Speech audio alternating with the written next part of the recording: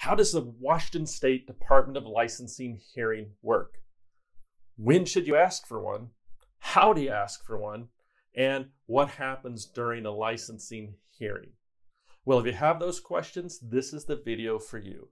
My name is Fryrear, and I'm the Defender of Justice. Defender of Justice. Defender of Justice. Defender of Justice. I don't normally look like this. I look like this because I'm a defense attorney located in Lynnwood, Washington. I have a law firm that's been defending people charged with crimes for more than 20 years. And Department of Licensing hearings are hard, they're difficult, and they have tight deadlines. So I'm going to go over those issues here. If you find this video helpful, please like and please subscribe. More people will get to see it, and now I'm just going to jump right into it. When do you need to request a Department of Licensing hearing? Well, the main time you need to request one is if you're stopped for a DUI. A driving under the influence charge in Washington State often involves a police officer asking for your breath test, right? You know, we all know a DUI, BAC 0.08 or higher, means that you're above the limit. So if you're requested a breath test and you refuse, or you have a 0.08 or higher breath test as an adult, 0.02 or higher as someone under 21, then the officer is supposed to give you an administrative, basically, request for driver's hearing form. And if you take a look at that form, it says you only have 7 days from the date of the stop to request a licensing hearing. So why would you do that? Well, if you don't do that, if you have one of those high breath tests or a refusal, you're going to get a suspension of your driver's license automatically, right? You're going to get a notice in the mail that says, we're going to suspend you for a period of time. Could be 90 days if it's your first offense. On a breath test, could be a year if you refused, and it could be 2 years or more if you have prior offenses. But it usually, right now, starts 30 days after the event. And right now is November 2021 when I'm filming this. So always check with an attorney because the laws are always changing. But if you don't request that licensing hearing, you're just stuck. You're stuck with the suspension when it starts. So again, November 2021, right now you have 7 days to request the hearing, and it's a $375 fee to request the hearing, unless you send in a separate, basically indigency form saying I can't afford it.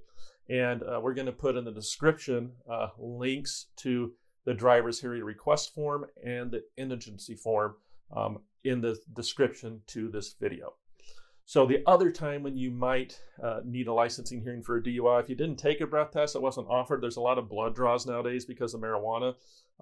If the blood draw comes back, and that might take 6 months or a year, watch your mail. If it comes back with a 0.08 or higher for alcohol, or if it comes back 5 nanograms or more for marijuana, and this is, again, only in the case of adults, you're going to get a suspension notice. It says, we're going to suspend you so long, and in the notice, it'll say you have basically 7 days from the date of the notice to request the hearing. And now in this case, it's even a shorter amount of time because you didn't get the notice immediately. It took a few days to get you in the mail, right? So how do you request the hearing? Well, you can fill out the form and send it in with the check. It needs to be postmarked within 7 days. I do not recommend that you send it in. I don't recommend you send it in like registered stuff like that, just because I think some of it can mess it up. Or you can go online to www.dol.wa.gov and go into your Licensing Express account. Hopefully you have one of those. If not, you can establish one. Make sure to establish one for an individual and not a business. And then you can click on DUI and driver's request type stuff. It's on the right-hand side. It's pretty self-explanatory. And you need to fill out basically, the date of the stop, the time of the stop. If you have the police report number, put it in there. It's not absolutely necessary. If you have an attorney, you need to put your attorney's information in there. And then you'll need to make an online payment for the $375 or submit the indigency waiver. And I suggest if you do this, do it right away. And I would take photos or screenshots of each step along the way, because I think it's, believe it or not, I think it's more easily lost digitally. Things can glitch and go wrong. I've never seen someone mess up with the mail yet in 20 plus years of being a defense attorney. So if you do it online, I would take photos of each step along the way. So, that's when you need one and how you request one. So what happens at a Department of Licensing hearing? What is that? Do I go to court? Do I see a police officer? And, what are the standards? Again, why am I doing this, Lance? Well, when you request the hearing, it's going to put your suspension on hold for this event. If you were suspended for other things already, it doesn't affect that. But let's say you have a clean record and you get the DUI. Sorry that happened, but you request the hearing, okay? And now you're still going to get a piece of mail that says you're suspended on a certain date. And unfortunately, here in Washington State, the two systems that the Department of Licensing have and don't really talk to each other, right? You'll have this notice. Let's say you got pulled over on November 1st. Your notice might say you're suspended for 90 days, start December 1st. Well, Lance, I set in this request for a hearing, right? 3 days later, I sent it in November 4th. How come I still got the suspension notice? Well, the Department of Licensing sends that out because the officer sent in a form saying, hey, this driver did something wrong, and that notice is generated automatically. If you've properly requested a licensing hearing, that suspension is put on hold for up to 150 days. So what you'd want to do in that case is when it comes to December 1st, get on that Department of Licensing website and check the status of your license and make sure it still says good, because unfortunately, the Department of Licensing is not going to send you something saying, oh, our bad, you requested a hearing, I'm going to put that on hold. They don't tell you that, right? And so it's very confusing. So what will happen, though, is that if you sent it in properly, you're going to be sent a packet of materials from Department of Licensing. If you've not listed an attorney, you're going to get a hearing date notice, and you're actually going to get an exhibit or two, a police report, and some other information. And that's the evidence that's going to be used at the Department of Licensing hearing. If you have an attorney, you'll just get sent the notice of the date. Your attorney will get sent the notice and the exhibit, okay? Because, again, you want the attorney handling this, not you, hopefully. But if you're unrepresented, you may have to do it yourself. And remember, a public defender cannot represent you at a licensing hearing because it's civil. So if you have a public defender, you're going to be on your own. So if you want help with the licensing hearing, get yourself a private attorney either for the whole case or just for the licensing hearing. Obviously, it'll be less expensive if just for the licensing hearing. But the licensing hearing is telephonic. Okay, it is not you going to a courthouse. It's not even a video. Okay, maybe that'll change one day with COVID and all the stuff going on now, but it's telephonic. And you want to look at that notice and see what phone number it says that the hearing examiner is going to call. Is it correct? Is that the right number? Is that my attorney's number? Is it my number? If it's wrong, you need to get a hold of them and tell them, right? And if you have an attorney and it's still listing your information, because sometimes you send it in 3 days and you got an attorney in 10 days, well, you're going to, as soon as you get that packet, you need to get that packet to your attorney so the attorney can tell Department of Licensing, hey, don't call you, the driver, call the attorney, okay? And so the licensing hearing is telephonic and does not involve the police officer unless your attorney subpoenas them. So it's administrative, which means not all the rules of evidence apply. And the burden of proof is on the government to show that it's more likely than not, that is by a preponderance of the evidence, that there is a good reason to stop you, that the officer had probable cause or reason to believe that you were driving under the influence of alcohol or drugs, and that the test was administered properly, that you were read implied consent warnings, your right to refuse basically, and that you either took the test and it had a prohibited number, 08 or higher for the most part, or you refused to test. That's what has to be proven, for the most part, in the report. And the officer is a professional, and believe it or not, most of the report, they're just check-marking boxes. It's pretty unfair. Most of the boxes they need to check are highlighted in neon yellow. Okay, I'm surprised they're not pre-checked. Okay,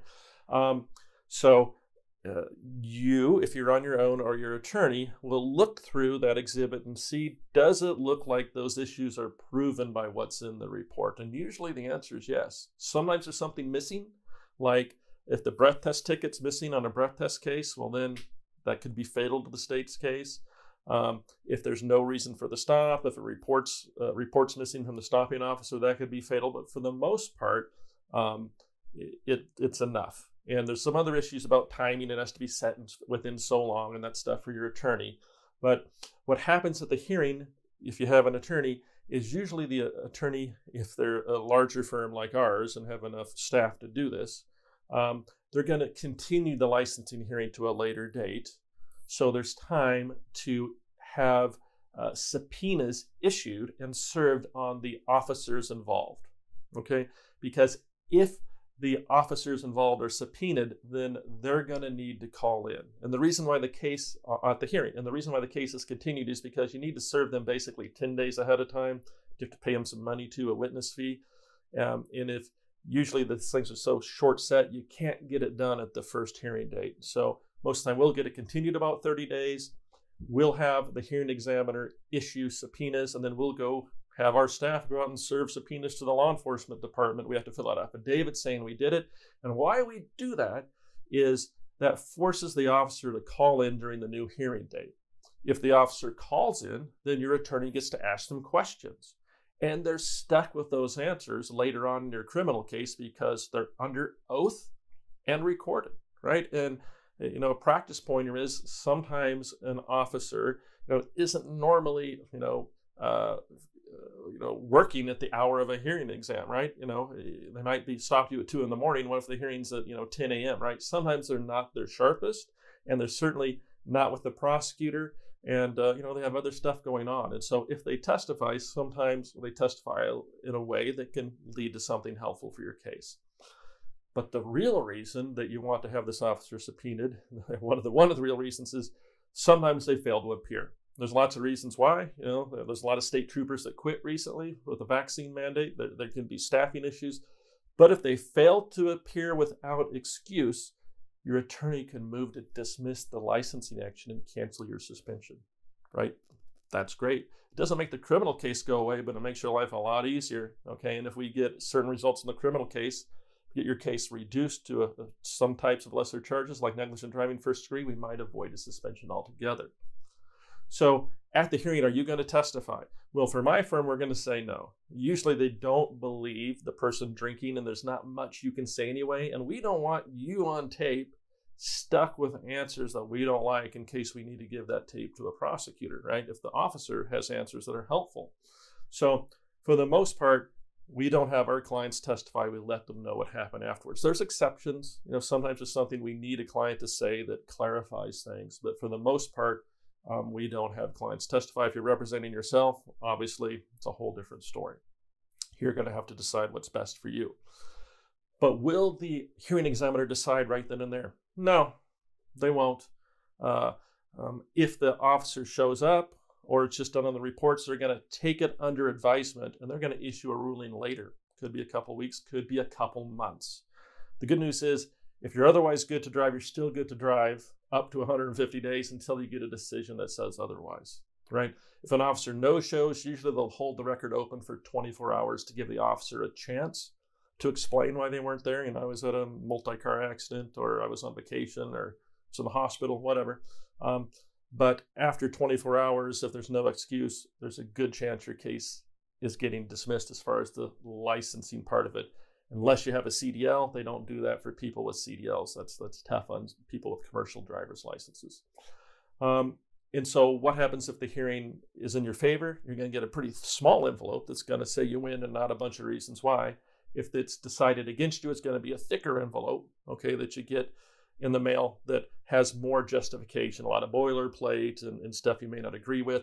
And then there's going to be a reissuance of a suspension date. Typically 2 weeks after the decision date will be when the new suspension, the same one, but the new start date for a suspension because it was affirmed, right? Your challenge was denied and the suspension was affirmed.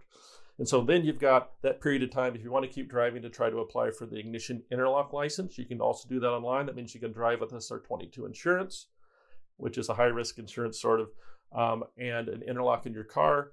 We have a video on that. Hopefully we can put it up here. It's pretty explanatory on the Department of Licensing website. So that's how a Department of Licensing hearing works. There's a couple other ones. There's habitual traffic offender. If you've been suspended for multiple offenses, that's a different type of licensing hearing. Definitely reach out to us or another firm, much more complicated and discretionary. but we've had some success in those.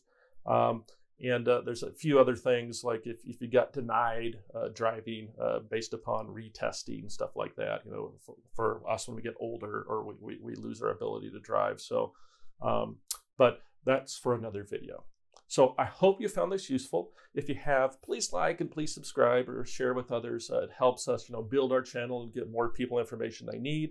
And if you're in a situation where you have a DUI or a licensing hearing issue, feel free to give us a call. Again, my firm's been doing this for more than 20 years. Normally I'm in a suit, not the defender of justice. But we know what we're doing. We'll listen to what happened. We'll see if we can help, and we'll be there for you. Thank you.